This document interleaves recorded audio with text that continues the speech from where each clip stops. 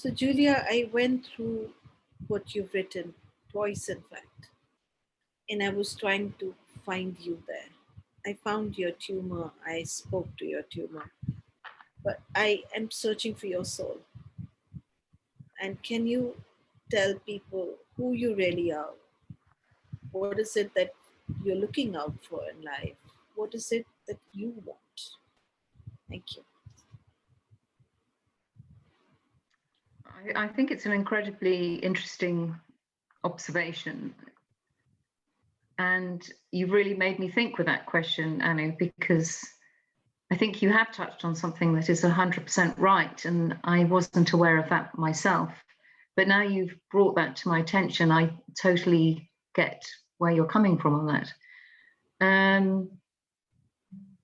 Who I am and where I am, I think I probably do disguise quite a bit, and that's something you've picked up on. And I'm not even aware of myself doing it, but I recently found my school report, and it was very much that I was a shy, nervous child, which I was. I remember just being scared about everything.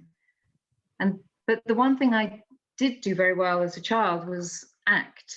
I got exceptional grades at drama, and drama helped this shy child to become much more confident. And I now work in a communications role where I have to speak publicly, but I've always just had to put on a show. And as a child, there was a program called Mr. Ben that I was brought up watching, and he would enter a room and dress up, whether it was, as in those days, as a cowboy or a doctor, and he would become that person. And I always felt when I went into the PR world that in those days, in the 80s and 90s, it was about wearing a hairband, a navy blazer. I used to carry like an empty briefcase, and I was just acting a role. And I think when you act a role for so long, it kind of becomes part of you. So who am I now?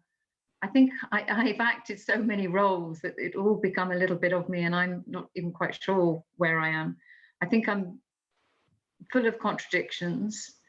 On the Hoffman course I recently went on, the psychologists gave everyone a card, an attribute that they saw within each of us that they thought we should develop more. And I was absolutely delighted when I got the daring card.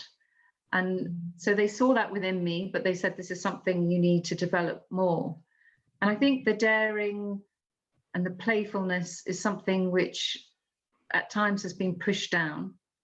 For all of us as adults, the playfulness gets pushed down. That certainly that slightly rebellious side in me, but I need to bring that playfulness and that daring side out more.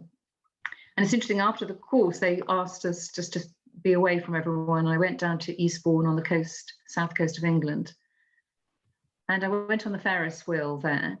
And next door was a bungee trampolining. And there were lots of children on the bungee trampolining. And I thought, okay, I got the daring card.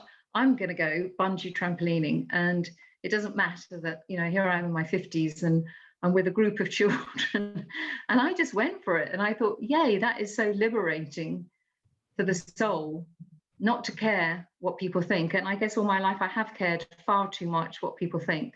But to go bungee trampolining with a group of children, it really brought something out of me that made me think we're all so full of fear, and I've got to bring that courage out. I think another thing that I've become, because of the elements of the job and trying to keep everything together, is I'm always doing things. And I think that might have been a pattern from my mother too, one of 10. My mother never stops, even now in her mid-80s. She'll never sit down. And fortunately, I mean, there's good and bad sides of it. I keep going till probably 1 o'clock in the morning. I just keep going. I never stop. But I also realize that I'm not fully engaging in a lot of experiences. And one of the facilitators on the Hoffman course, he said to me, oh, you can be quite scattered. And I was like, what does he mean by that? I was a little bit upset when he said it, but I'm really pleased he said that, because it's made me think that it's true. My energy is dispersed in so many different directions that I need to be more focused and more engaged with what I'm doing. But sometimes I know I linger too long in situations. I need to once be engaged, but then perhaps remove myself more quickly than I do. But what else? I think I am quite a spiritual person, and I think there's more I need to develop on that side. My grandmother was psychic. I used to have a lot of out-of-body experiences as a child and as a teenager. And I write in the chapter about that because the neurosurgeon asked me so many curious questions like, have I changed personality? What have my hobbies changed? Am I hearing voices? All these questions were trying to lead up about what impact the brain tumor had. And I was like, where is this going? But the question he did ask, which of course is the weirdest one, was the one that symptom I did have. And he said to me, have you ever had any out-of-body experiences? I was like, oh yeah, God, I had loads of those, which actually, of course, is quite unusual.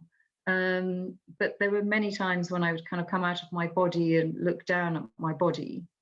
But I think evidently that can be a sign of a growing brain tumor. So I mention in the book the fact that I thought I was very special and very spiritual, that I had these out-of-body experiences. And then actually it was probably just a physical malfunction, which takes away a little bit from the spirituality bit. But I'm hoping there's a bit of spirituality and it's not just a physical malfunction. Thank you so much for